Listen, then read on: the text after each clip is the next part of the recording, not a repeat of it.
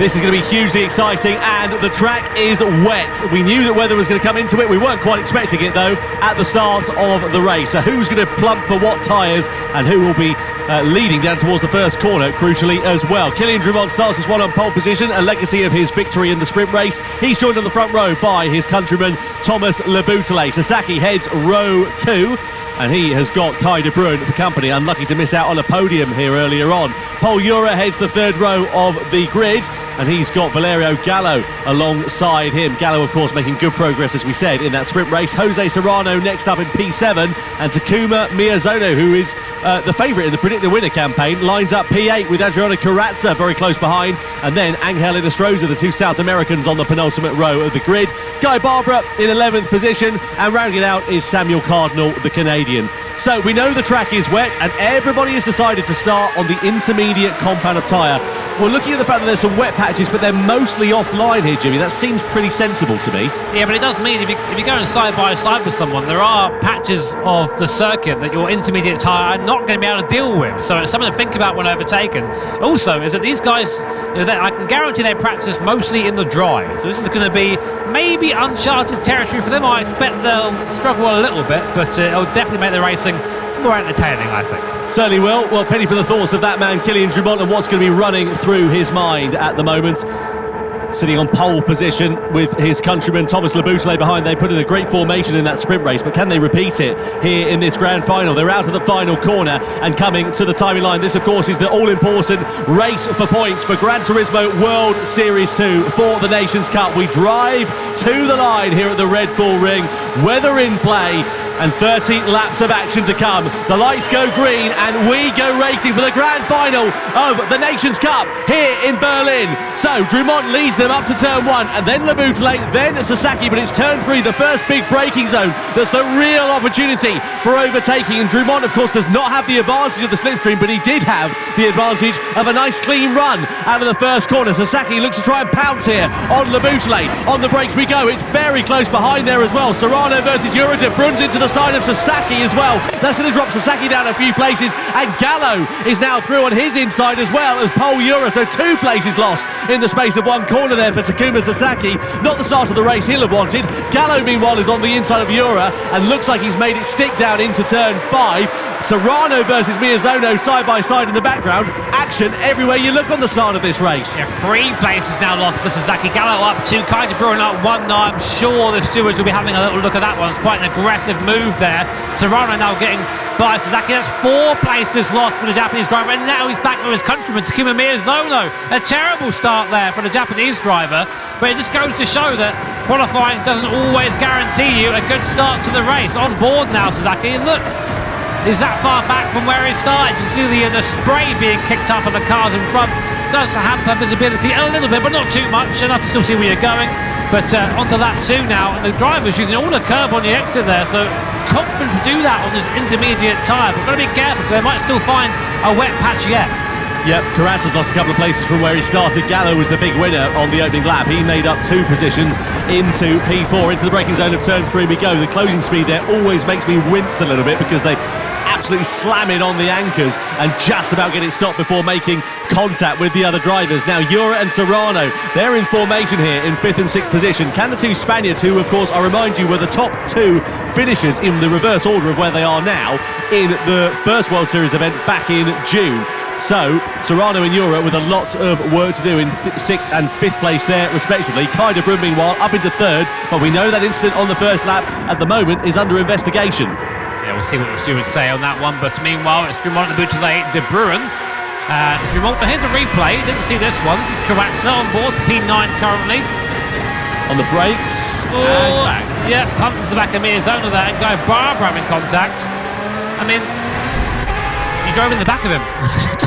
I don't know what you want to say about that one. Yeah, not ideal at all there for Adriana Corazza. We know he's not afraid of getting his elbows out and often gets into a bit of trouble for it as well. The upshot is he's down in 11th position, so not good at all there for him. Guy Barbara was the big sort of profit on that. Here's Kai de Bruin attacking against Thomas Leboutelet. Disappointed to miss out on that podium in the sprint race was de Bruin. He makes amends for it with a send to the inside down into turn 3 and up into 2nd position is the Dutchman then. Great start to this race then here for him so far. Kai de Bruin looking strong today here at Berlin. I mean, could this Could this finally be the time we see Kai battle for a win here? I don't know. Too early.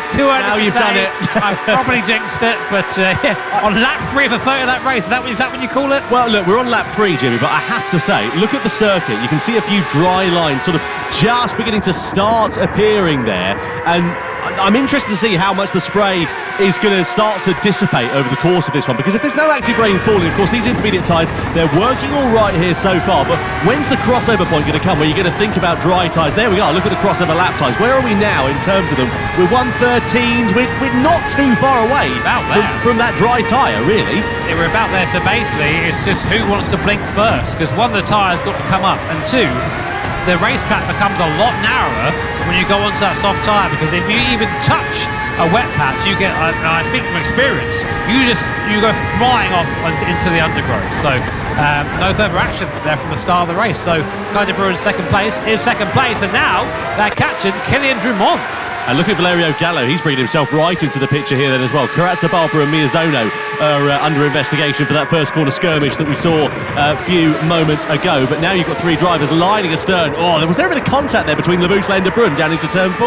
And there might have been, I'm not sure, we didn't get a good angle of it. Kai de Bruyne now defend from Labuschagne, they just chopped across the nose there of the French driver, saying, no thank you sir, I'm taking this for now.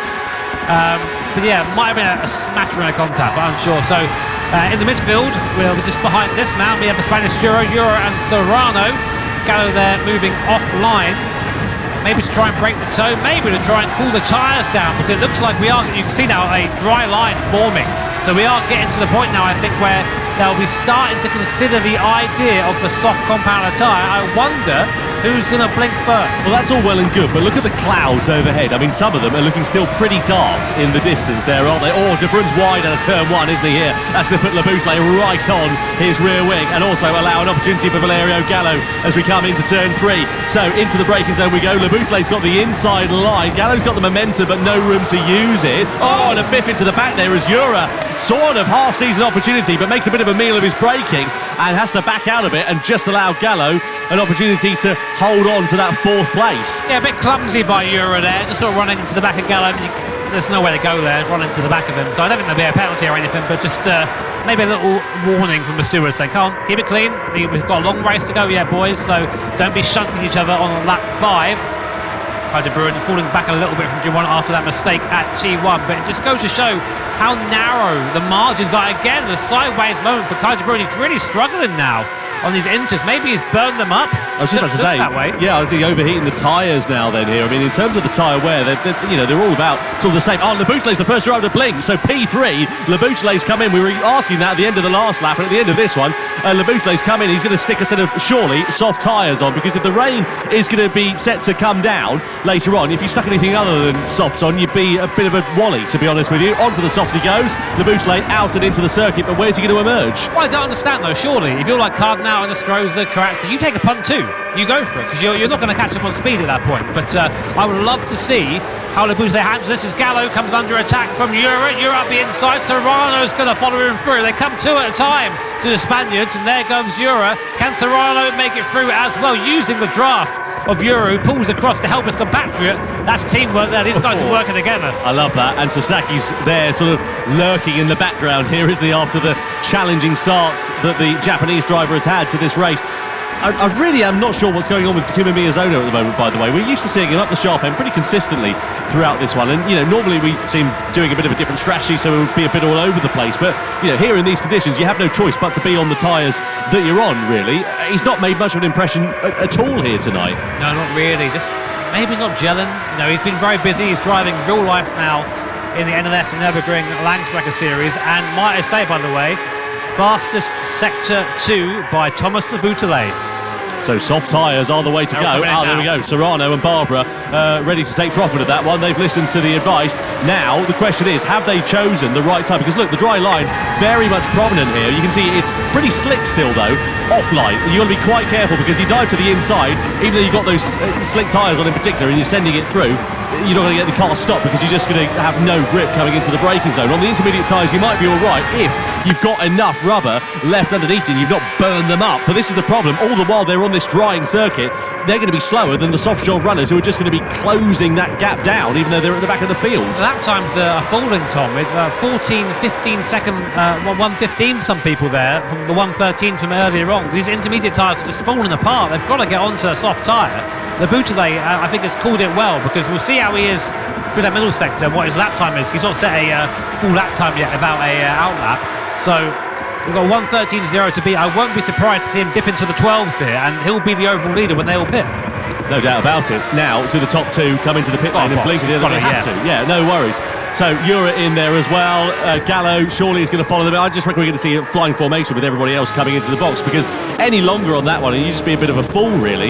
You have to sit for the current conditions. But the question is, Laboutelet, Serrano and Barbara, what sort of inroads have they been able to make relative to the other drivers around them? The question will be here for Laboutelet in particular, because he was the first driver to blink, and has he got the lead of the race back here from Kilian Drumont as a result of that early pit stop? Comes out of the first corner, and he is now back into the lead of the race, and he's got a bit of a cushion here, and Serrano's picked his pocket there as well, so that's worked out quite nicely there for Jose Serrano, who now splits the two Frenchmen in second. The Boutelet went 6 tenths faster than anyone on that first full lap there on the slick tyre, so that was the right choice.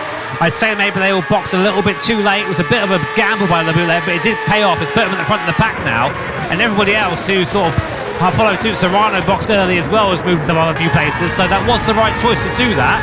But yeah, I mean, we'll see if it continues this way, if it continues to dry, or whether we're due more rain or not. Yeah, the clouds you can see looking still pretty menacing overhead. There's a big dark one right up in the middle of the middle sector there, and I mean, look, I'm no weather expert, but I have lived in Great Britain for pretty much all of my life. I have to say, that is looking pretty menacing and pretty ominous indeed. You had no choice but to change over to the dry tyres. If you try and eke it out on the intermediate tyres, you're going to hemorrhage so much time there. Anything you'd have gained from not making that extra pit stop, you'd have ended up losing from the fact that everybody else around you would have been so much faster. So they had no other choice but to blink at that point, and it's been a great profit there for Thomas Laboutelet and for Jose Serrano.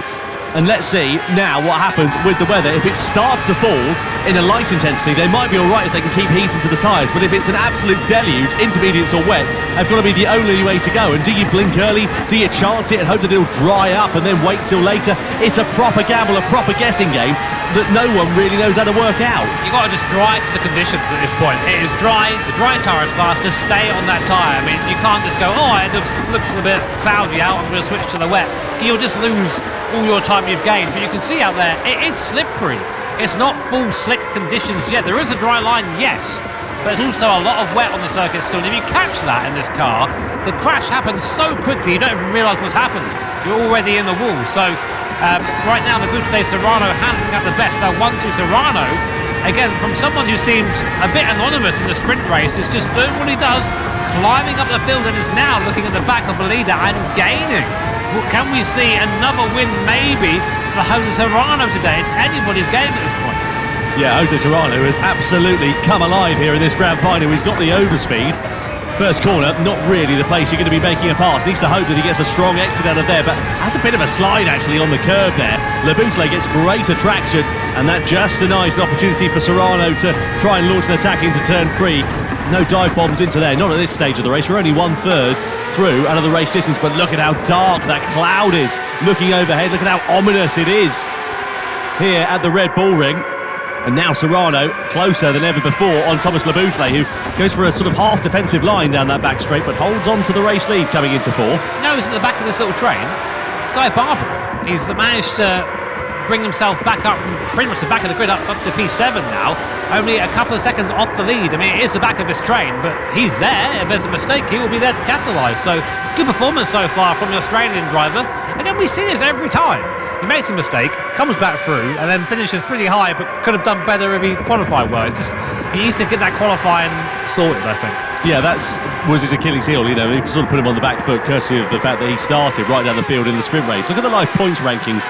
If it landed as it was now, it would be great for Jose Serrano, because he would have a bit of a comfortable cushion going into the penultimate round of the Gran Turismo World Series in Los Angeles in November, but there's plenty of time between now and when the checkered flag will fly here in this race. On board we are here with Kai de Bruyne, ever the opportunist, ever chasing his first podium in the GT World Series. Into turn 3 we go.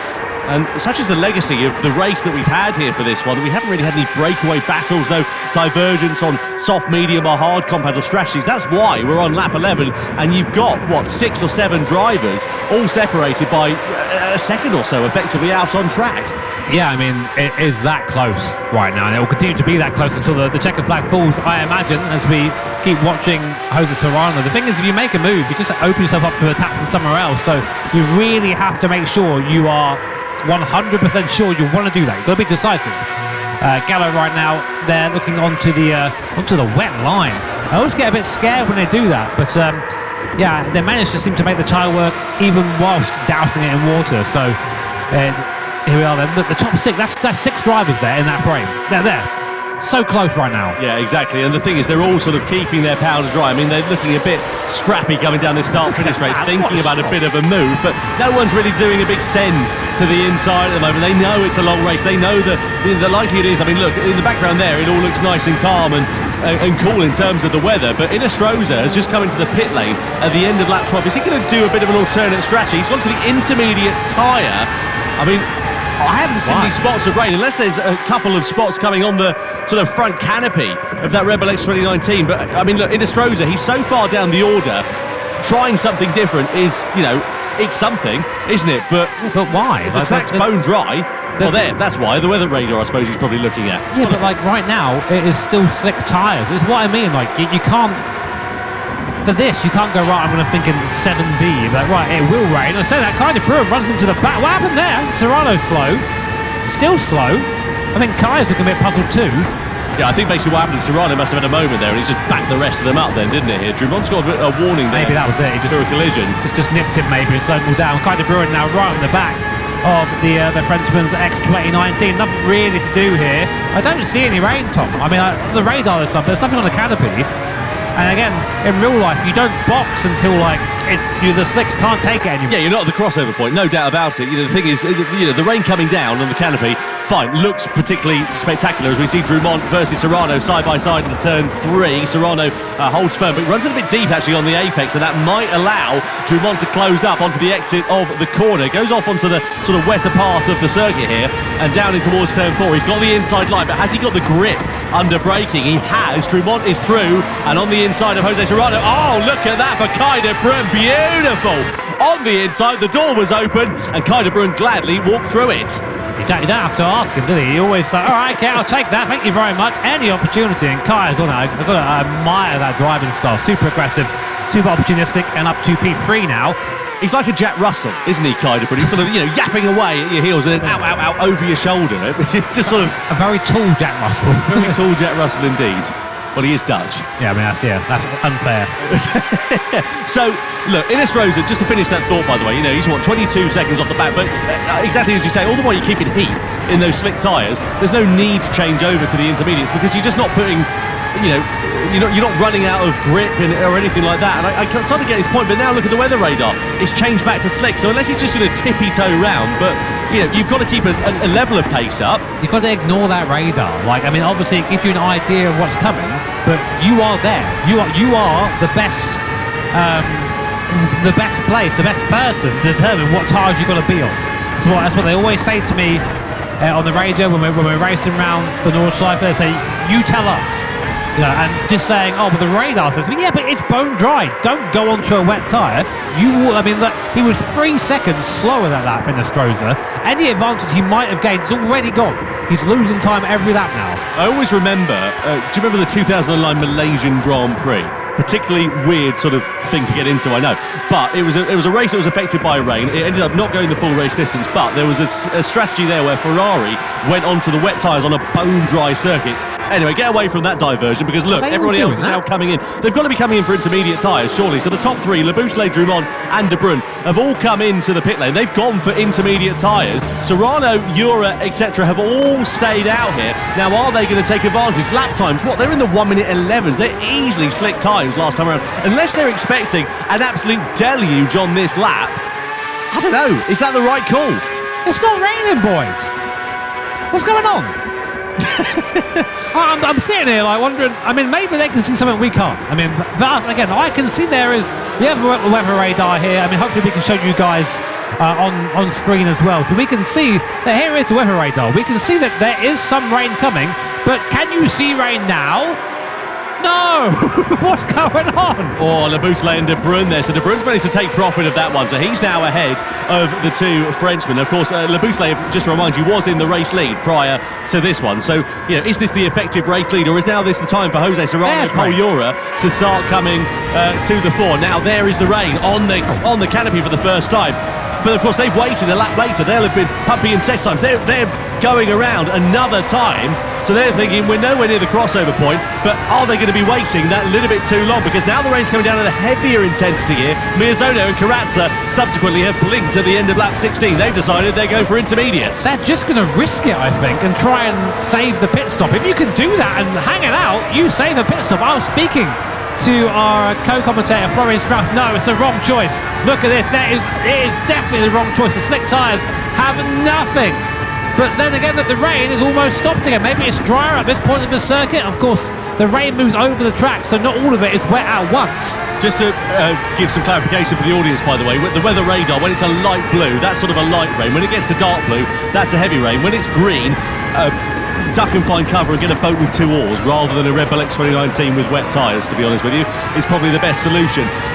Right, so it's pretty wet in the first part of the first sector that we can see. The middle sector looks all right, though, to be honest with you. Can't see too much rain that's affecting this part of the circuit. Now the question is, how much time for the likes of Le Bousselet, De Bruyne and Drummond, who all boxed at the end of the last lap, how much time are they going to be gaining or losing relative to the top 4 who are still on the slick tyres? The opportunity is there for these slick runners, but are the track conditions meeting what they're expecting? Well, here's where it's wettest. It's down here at T1 going up towards T2 and T3, and that's where we saw Gallo really struggle.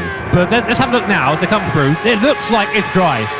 So I think by staying out, making that right call, the water's been cleared up pretty much instantly. I mean, these things are pretty much vacuum cleans the water. The water gets just thrown up and off into oblivion. So staying on this soft tyre was the right choice, because now they don't have to box off it again. They're on the right tyre at this time.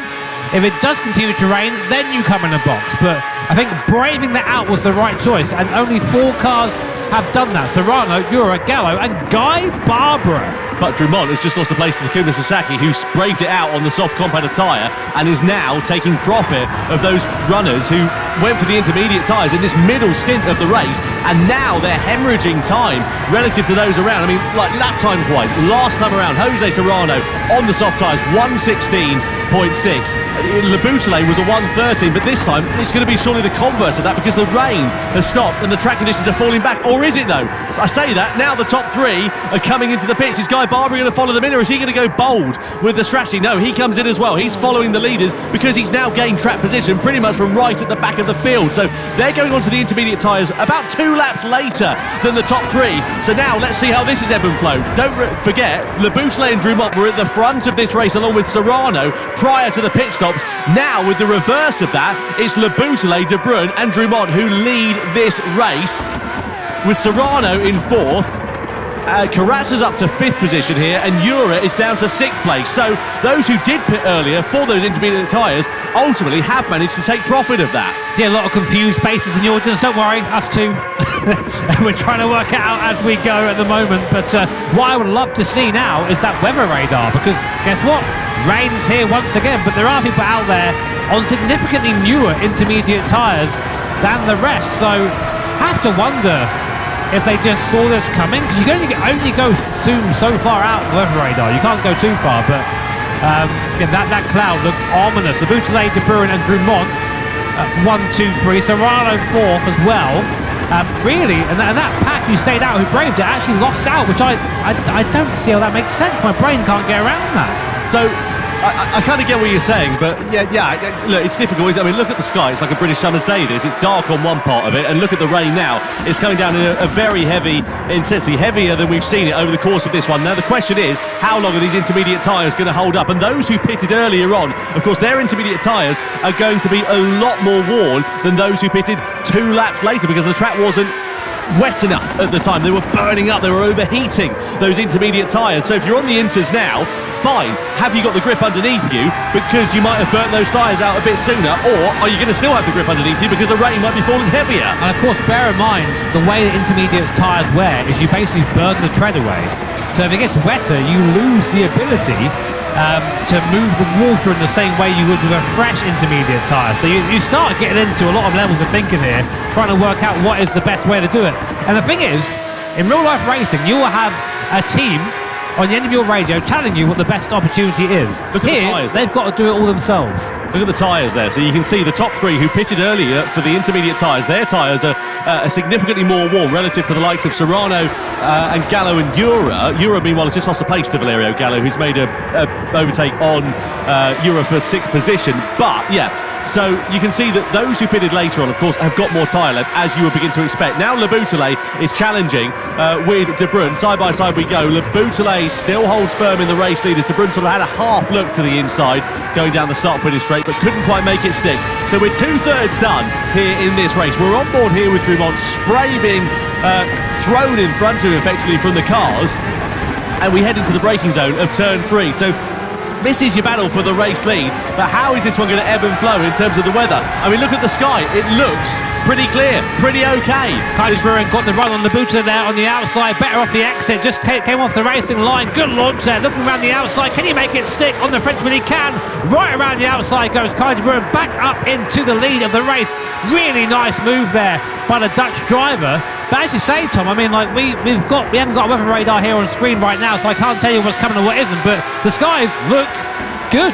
I think we're going to go back towards maybe a drier circuit. So, I mean, the question remains: do you reckon you could have kept out with soft tyres? I don't think so. I think that would have been too much. Well, look, let's park that thought for now. The question now is, look, it looks dry. It looks perfect overhead. As you see the 2 Frenchmen squabbling for 2nd place here with Le Boutelet and Drumont. But can you now go to the end of the race on the intermediate tyres, or are you going to have to make another pit stop and go to dry tyres if it dries out towards the end of this one? There's so much going on in this one, and the upshot is now, for the first time, Kai De Bruyne it is that leads from Kilian Drumont, Le Boutelet in 2nd, Serrano in 3rd. You've got 4 drivers there separated by about 1.5–2 seconds or so as they come on the run into turn 3, and now Kai De Bruyne, the Dutchman, leads a race for the first time in the grand finals in the Nations Cup.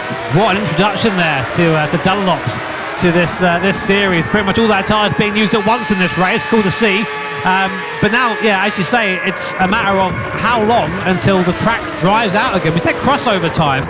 It's about 1 minute 13 or so from the intermediate to the soft compounder tyre. Last lap time for context for our leader, Kai De Bruyne, 1:16.5. So we're not quite there yet, but Miyazono managed a 15:1.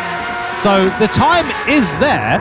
And that 15.1, by the way, that was on a older set of tyres. Not the oldest set on the grid, but an older set of tyres. So, well, there you are, last lap on your screen there. So, we're approaching it, but we're not quite there yet. But it's one of those big calls. If you're Guy Barber or something, make the call early, have a go. Why the hell not? Yeah, absolutely. I mean, Guy Barber was, as you saw earlier on, he was right up the sharp end of this one. The upshot is, because he pitted when he did, he lost a bit of track position and is now down into 8th position. You can see further behind there as well, you've got the likes of Gallo with Carazza and Ura all squabbling for places. Guy Barber celebrated his birthday yesterday. Would love to give himself a birthday present of a podium finish as we ride on board here with Jose Serrano, who's now all over the rear wing of Le Boutelet into the braking zone of turn 3. Has he got the grip on the outside? They run side by side, but he'll have a face full of curb. He's got the traction though. Wow. He's got the overspeed. That's absolutely beautiful from Jose Serrano, who's now through it into 3rd place and fancies a nibble at Kilian Drumont 2nd before too long. Not quite down into turn 4, but he's certainly getting the hurry up. So Serrano's Dunlop intermediates are significantly newer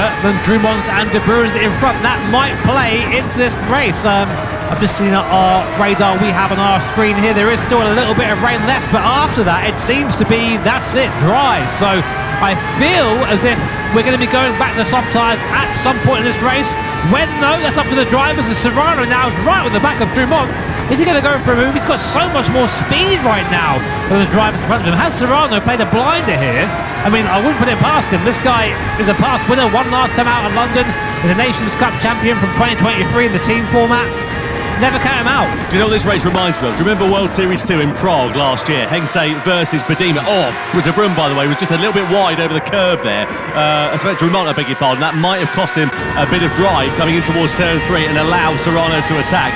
But Hengse versus Badima last year, we saw a great battle in exactly the same conditions as this. And now look at the drive that Serrano gets on the exit of turn 3. He's in the slipstream here of Kylian Drummond. Drummond's going to defend this line surely to the inside and force Serrano to the outside. You can make a move stick through there. You need to have good grip under braking and a willing dance partner. Drummond tries to squeeze him. Serrano's there, but he gets a face full of curb as Drummond holds the line for second and holds on for now. The charge of the flying Spaniards. Drummond there just walking me out to the outside of the circuit saying no thank you son. Here's on board the Paul Euro replay. Oh, right into the back of Gallo. Hits Gallo again. Second time this race he's done that. Yeah, no grip under braking there for Euro, just plants it into the back of Gallo. He in turn then goes into the side of Adriano Carazzo, who's on the receiving end of that one. Serrano having a look, he's got more grip, he's trying to use it to his advantage to the inside of the final corner. What a lunge from Jose Serrano. He's now through and into second. He wants to get 2 wins from 2 World Series events. It compromised his run though out of the final corner. Could leave him vulnerable, but I think he just about gathers it up okay. Starting to see a little bit of a dry line emerge there, Tom, and I think if you're Kai De Bruyne, those rear tyres are going off pretty, you can see here, they're going off pretty bad like. Same for Strohs. I mean, his race isn't really going to affect the rest of this race here, but Kai De Bruyne, Drummond and Labuche have something to think about very soon. Serrano, though, he can probably drag those in. Look at how much faster he is. He's already on the back of Kai De Bruyne, going down into T4 here. Will he make a go of it? He gets very close to the Dutchman, but look at the amount of speed he has over the car in front. It's only a matter of time. It has to be. Serrano will be leading this race if he can get by Kai De Bruyne. De Bruyne's going to defend this one here in the middle sector. No surprise there at all. Rose is going to surely go to the soft tyres. Nothing to lose there for him right at the back. But at the sharp end of this one, De Bruyne, oh, he's all over the road. He's just got no grip underneath him. Serrano's going to drive by like he's left the handbrake on. There's contact as they come through the exit of the right-hander. Serrano there with the inside line. And now the lead of the race for the first time. Jose Serrano for Spain is in front here in the grand final, and he's got 6 laps separating him from his second victory in succession. I don't think there's enough time to come in and put the softs on for it to make a difference. I think you're right. I was just about to say, you know, the crossover, we won 13. We're about at that window now, but the time you're going to lose, 25 seconds, something like that. You're not going to gain that unless everybody else does it, and it's such a gamble. At the sharp end, Serrano, I don't think he can afford to take that risk now. But some of these guys might have to. I mean, look who's having a stab at it. Mierzono's going to have to go, whatever. Nothing to lose for Mierzono. It's a long way back on this pack, but it might be worth doing something. There's 5 and a bit laps left. I don't know. Serrano might have played this one just fantastic. A bit wide down the bottom there, but it doesn't matter. He's already gained a second on De Bruyne and Drummond. So now Paul Euro also coming through the field on a much healthier intermediate tyre. Well, they pitted at the same time, didn't they? Yeah, are we going to see another Spanish 1-2? It's not out of the realms of possibility, is it? I mean, look, Euro lost track position courtesy of the fact that he was a couple more car lengths behind Serrano, and ultimately, because of the field, they were so close to one another. It means that he's now got more hard work to do here, Paul Euro. But look at him, he's all over the back of Kylian Drummond like a bad rash, and Drummond's race and De Bruyne's race are falling apart like a cheap watch. Through the final corner we go, across the timing line, and you get the sense that Euro is going to send one through on the inside because he'll just have that much more grip under braking, and indeed he does. Look at that. Paul Euro into 3rd place. He'll have greater traction on the exit. Next target, Kai De Bruyne, and it's only a matter of time here. Yeah, and Kai De Bruyne's stuck. He can't do anything here apart from box. Here comes Valerio Gallo also on a newer tyre as well. So all those who pitted for the intermediates a bit later are all seeing Drummond and Boufflet contact the French drivers who were leading this 1-2 at the start down to 5th and 6th and still falling, and suddenly Gallo is in with a chance of a podium too. There's no adage for experience in the Gran Turismo World Series. The podium, just to remind you, for World Series 1, Serrano, Euro and Gallo was your top 3 finishers. At the moment it looks set that could be on for a repeat. Serrano leads, but Euro's got the inside line here on Kai De Bruyne in the middle sector. Can he make it stick through into the left-hander? He can! And Gallo's there as well. De Bruyne loses 2 places. Tremontier tyres are absolutely toast, by the way. That's why he's sliding around like a dog on a polished floor. So he's going to surely have to come in and make a box before the end of this race. De Bruyne's going to be going backwards there as well. They're intermediate tyres. There's no water left to clear them. They're just overheating. They're all over the shop. And now we've got 2 laps left remaining. And it's Serrano, Ura and Gallo, a repeat, possibly, of the World Series 1 podium on the cards here in Berlin. That is huge. And you know who gains 2 seconds there in Sector 2 alone? Takuma Miyazono in P9. So he's flying right now on that soft compound tyre. I think maybe a bit too far back to do anything, but still the speed is there.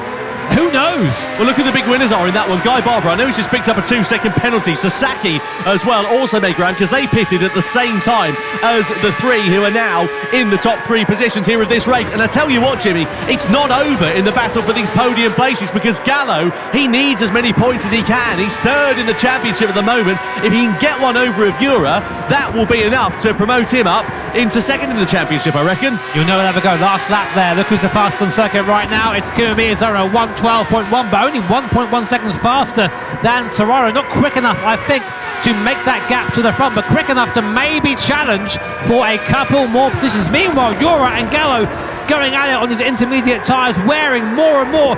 Ura boxes. He's boxed. Why? His intermediate tyres. Is he just taking a gamble? Is he deciding that his tyres are going to be slow to the end of the race and he's taking a risk? I mean, look, for our money, the safe bet, surely, 2 laps to go, you just nurse those intermediate tyres to the end of this race, but he's throwing caution to the wind. I mean, was there a gap, 5 seconds or so back to Sasaki, but surely he's going to be dropping track position.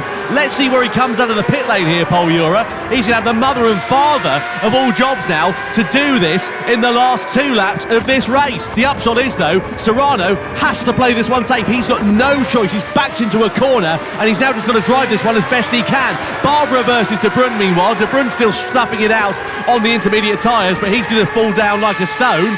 But we're still holding our head in our hands, wondering the strategy there of Pol Ura, who's, by the looks of things, thrown away what could have been a certain podium. I don't understand. I don't know. But ask him afterwards. But only he knows what's going through his own mind. But meanwhile, Kai De Bruyne fighting off Guy Barbara. I bet he didn't think he'd be battling for 4th place at the end of this. Sasaki ahead of them on the podium now. Again, someone else who probably had no idea. But Serrano is coming on to start his penultimate lap. And the pace is still there. His last lap, 14.3, starting to fall off now. But look at the gap. He can afford a couple of seconds a lap. The drop-off is quite dramatic, I will say, on these intermediate tyres. So unless they're sort of thinking, look, if I run 2 more laps on these tyres, the rears are going to be toast, and I'm just going to be crawling around on that final lap, and that's what they're sort of gambling on. But look, let's wait and see how it all works out. I tell you, someone who'll be ruining how this race has panned out is Guy Barbara. I know he's in P5 and he's on for a strong result, but he was on the podium effectively now. He was in where Sasaki was prior to that 2-second penalty that he had a few moments ago. Meanwhile, Takuma Miyazono, we've hardly mentioned him at all here tonight. We talked about unusual strategies. He's just quietly ghosted his way up into 6th position and is now all over the back of Guy Barbara as De Bruyne versus Sasaki for the final podium place. Side by side they go. Sasaki holds it, but De Bruyne's got the inside line. Has he got the traction through on the inside? He has. Kai De Bruyne is now back up and into the podium places. Yeah, De Bruyne wants this. He's basically on the podium the entire race. Miyazono, though, look at him. He's stuck. He can't get by Guy Barbara because he can't go off the race and lie on those soft tyres, but the traction's there. And now, there's only 1 more lap left. Is Sasaki going to be far enough ahead to keep his position from Takuma Miyazono? This has been a ridiculous race. Jose Serrano starts his last lap, so he's now leading into T1, 6 seconds between him and Valerio Gallo. Kai De Bruyne 3rd, Sasaki 4th just from Takuma Miyazono, and Guy Barbara 6th. Pol Ura 7th after boxing for a reason we can't comprehend. This race has been ridiculous. Well, look, the points rankings here for Jose Serrano. It would be a clean sweep in the Nations Cup for him so far. But Pol Ura, he'd have been on for a level 2nd place with Valerio Gallo had he finished where he was. The upshot is he's now looking set to not finish on the podium unless other drivers fall into severe misfortunes in the final half a lap here at this Red Bull Ring circuit. But Jose Serrano, his rear tyres are absolutely knackered at the moment. They're right down to the canvas, the cord, and anything that's underneath that. And he's just going to be cruising his way away, but he's got, what, 7 seconds in his pocket, and unless he makes a slip up of his lines in the final sector, I think this race is going to go the way of Jose Serrano. And what a drive it has proven to be. 2 more corners from home, and this is going to feel like the longest 2 of the young Spaniard's life. He now makes his way around the final corner. Jose Serrano makes it 2 wins from 2 races in the Nations Cup here in Berlin. What a performance from the Spaniard. Second place for Valerio Gallo, and P3 for Kai de Bruyne. His first ever podium in the Gran Turismo World Series. Sasaki versus Miyazono, and Miyazono mucks Sasaki at the checkered flag there as well. And Paul Ura, well, from what we saw, it looks like he threw away what could have been an almost certain podium here tonight. I'm not allowed to describe this race in the way I want to because we're down by Ofcom. Yeah, we're a friendly stream that way. But what happened there? That was a ridiculous race, and how well played by Jose Serrano. You know what, going into this final, I was like, nah, he's not in it. It's going to be between the French guys, who ended 7th and 8th, by the way, the Boutelet and Drummond. But Serrano just showing what experience means in these GT live events. Valerio Gallo, an amazing second place, who finished with pretty much no rear left tyre, and Kai de Bruyne finally getting back on the podium where he belongs. A couple of steps maybe lower than he wanted, but still an impressive performance there from the Dutchman. Yeah, I have to say, if you're Kai de Bruyne.